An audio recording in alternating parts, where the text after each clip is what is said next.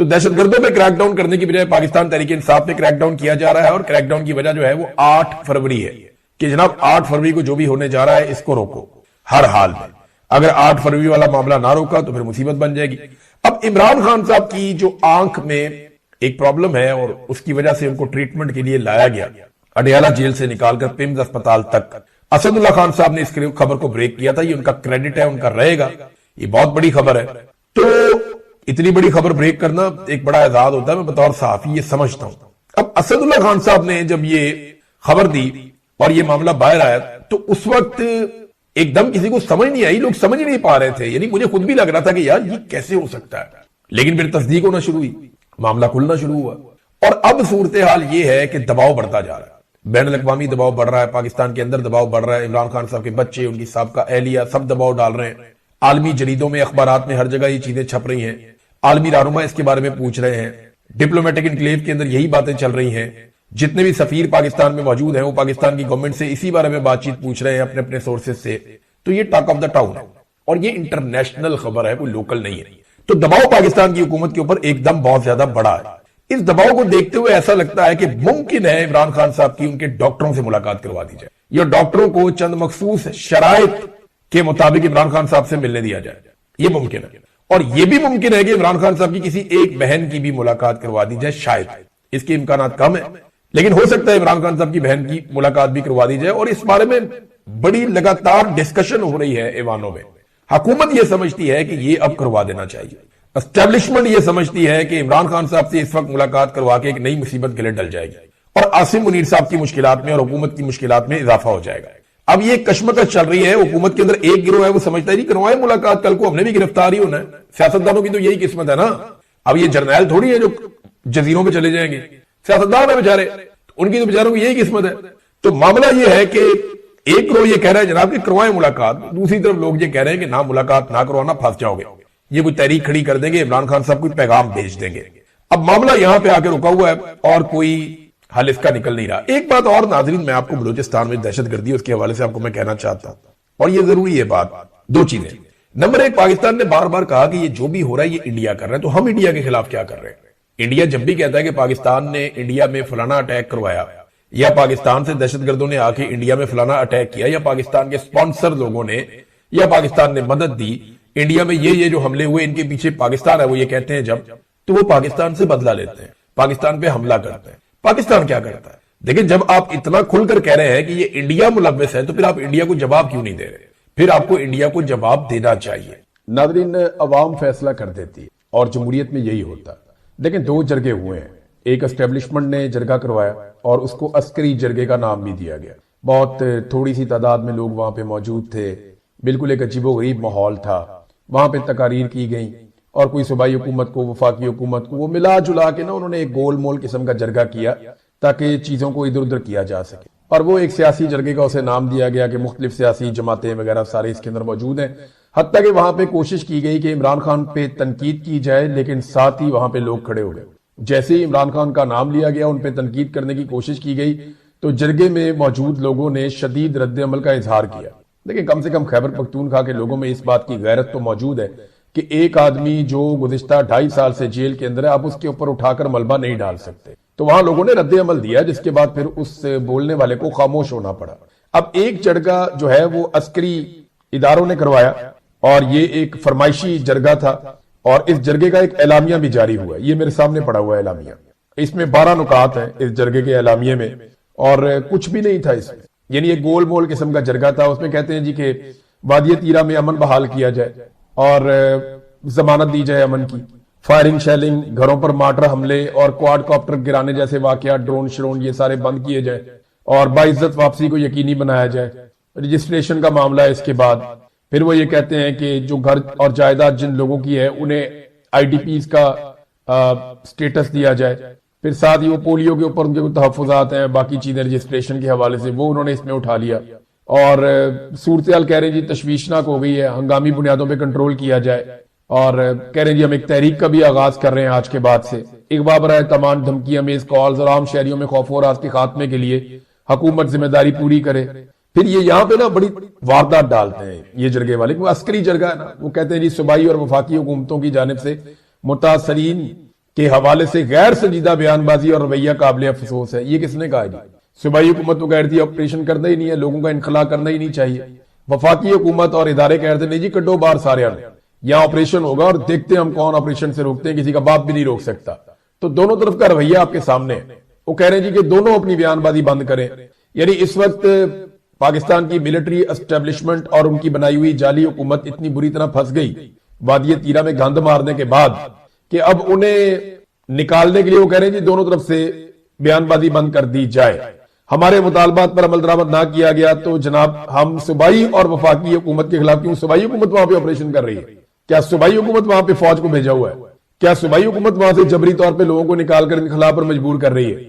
وہاں پہ کسی نے بھی اس جرگے کے اندر یہ بات نہیں کی کہ صوبائی حکومت نے کہا کہ انخلا کیا جائے.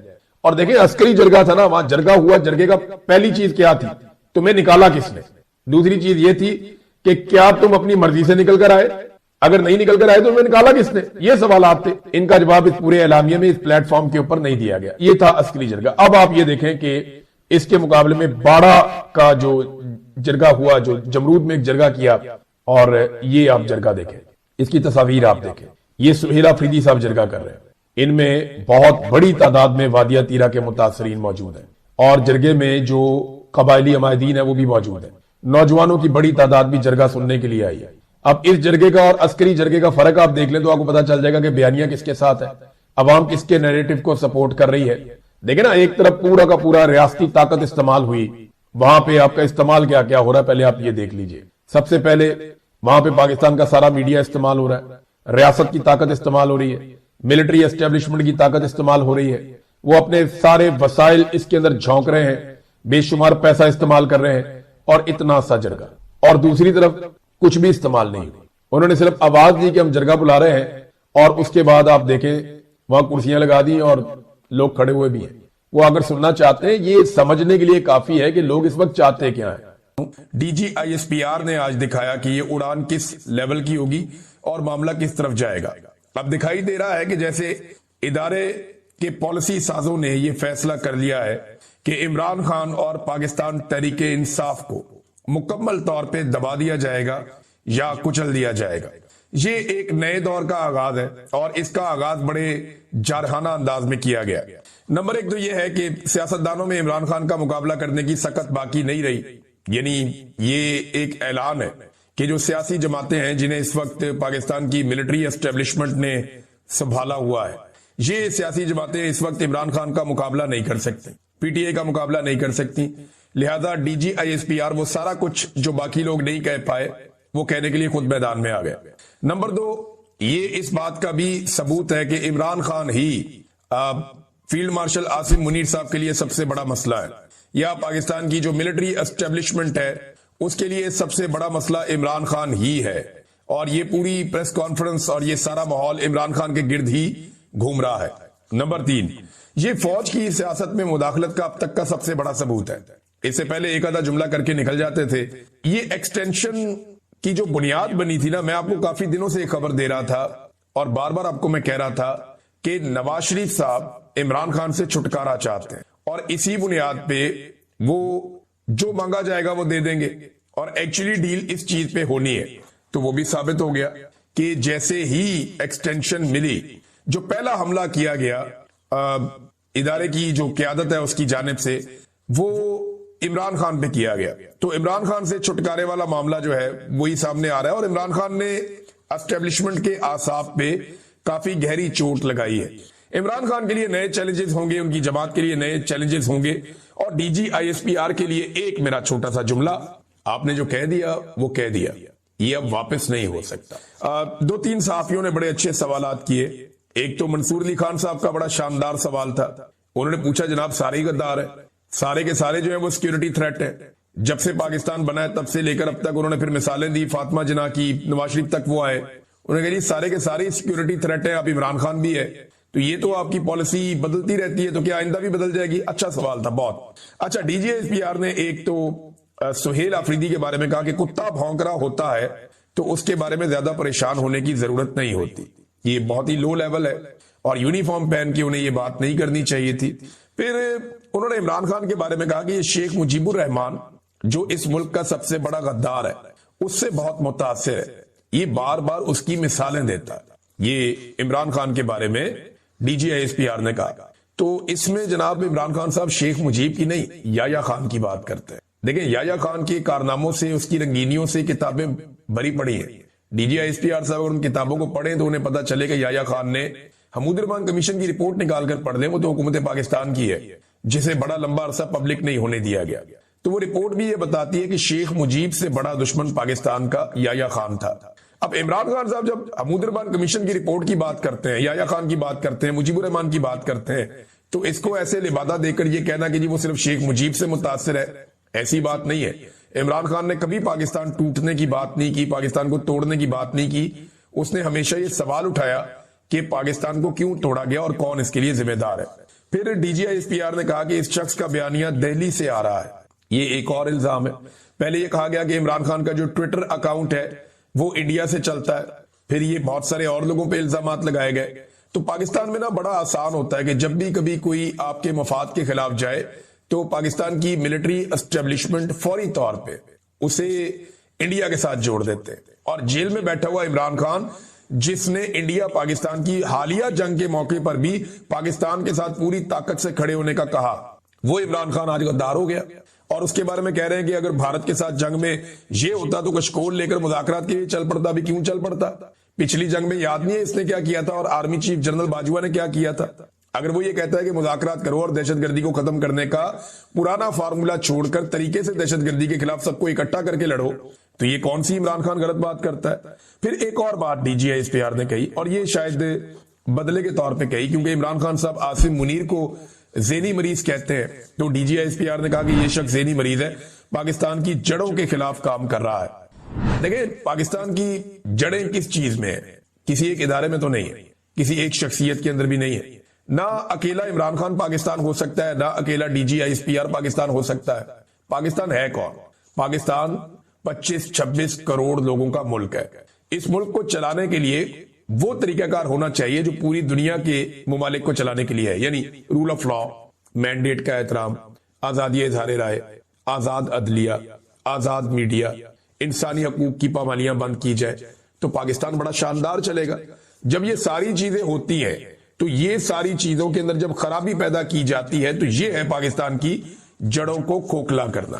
یہ جو 26ویں اور 27ویں آئینی ترمیم ہے، اس قسم کی ترمیمیں جو شخصیت کو بنیاد بنا کر کی جاتی ہیں، یہ کسی ملک کی جڑوں کو کھوکھلا کرتی ہیں، اور تو کوئی چیز مجھے اس میں دکھائی نہیں دے رہی. خیبر پختونخوا کی حکومت کی کارکردگی پر بھی سوالات اٹھائے D G I S P R نے. انہوں نے کہا کہ کیا خیبر پختونخوا کے مقدر میں لکھ دیا گیا ہے کہ ان پر مسلط ایک ٹولہ عوام کے مقدر سے کھیلتا رہے گا؟ D G I S P R صاحب یہ واحد صوبہ ہے جہاں پہ عوام کے مینڈیٹ سے حکومت بنی ہے. پنجاب میں مینڈیٹ چوری کر کے مریم نواز کو وزیر اعلیٰ بنایا گیا جعلی فارم 47 پہ. یہ تو آپ کے اپنے لوگ مانتے ہیں، آپ لوگ خود تسلیم کرتے ہیں. جتنے لوگ سیاست میں آپ کے قریب ہیں وہ بھی تسلیم کرتے ہیں کہ صرف خیبر پختونخوا میں ایک عوامی حکومت بنی ہے، باقی تمام جگہوں پہ عوامی حکومت نہیں بنائی گئی، بلکہ زور زبردستی، دھونس اور دھاندلی سے حکومت بنائی گئی. عوام نے اگر کسی حکومت کو مسلط کیا اپنے اوپر تو وہ مسلط کردہ ٹولہ تو نہ ہوا. مسلط کردہ ٹولہ تو وہ ہوتا ہے جسے الیکشن ہارنے کے باوجود جو 17 سیٹیں جیتے ہوئے ہوں اور انہیں لا کر وزیر اعظم بنا دیا جائے. یہ ہے مسلط کرنا. بار بار پاکستان پر حکمران مسلط کیے گئے، بار بار پاکستان پر ڈکٹیٹرز مسلط کیے گئے، اور آج تک وہ سلسلہ جاری ہے. اپنے ذاتی فائدے کے لیے ملک کا نقصان کیا گیا بار بار، اور شکلیں لا لا کر مسلط کی گئیں جنہوں نے پاکستان کی اکانومی کو، پاکستان کی تاریخ کو، پاکستان کی عوام کو، پاکستان کے کلچر کو، ہر چیز کو نقصان پہنچایا، پاکستان کی سالمیت کو نقصان پہنچایا. اچھا جی، اس میں ایک اور سوال اٹھایا D G I S P R نے کہ تم ہو کون، تمہاری حیثیت کیا ہے؟ تو میری ایک خواہش ہے D G I S P R صاحب، جس دن آپ ریٹائر ہونا تو آپ ایک کونسلر کا الیکشن لڑ کے دیکھیے گا، آپ کو پتا چلے گا. یہ کیا سوال ہے؟ پاکستان کے سب سے بڑے لیڈر سے آپ پوچھ رہے ہیں کہ تم ہو کون، تمہاری حیثیت کیا ہے؟ پاکستان کے 90% لوگ اس کو پسند کرتے ہیں، عوام میں اس کی سب سے زیادہ مقبولیت ہے، لوگ اس کو ووٹ ڈالتے ہیں، وہ اس ملک کا وزیر اعظم رہ چکا ہے. پھر آپ اسے پوچھ رہے ہیں کہ تم ہو کون، تمہاری حیثیت کیا ہے؟ یہ تو بہت رعونت ہے، اس میں بہت زیادہ تکبر ہے، اور اللہ رب العزت کو تکبر پسند نہیں ہے. آج آپ نے اس طرح کے جملے بول کر اللہ رب العزت کے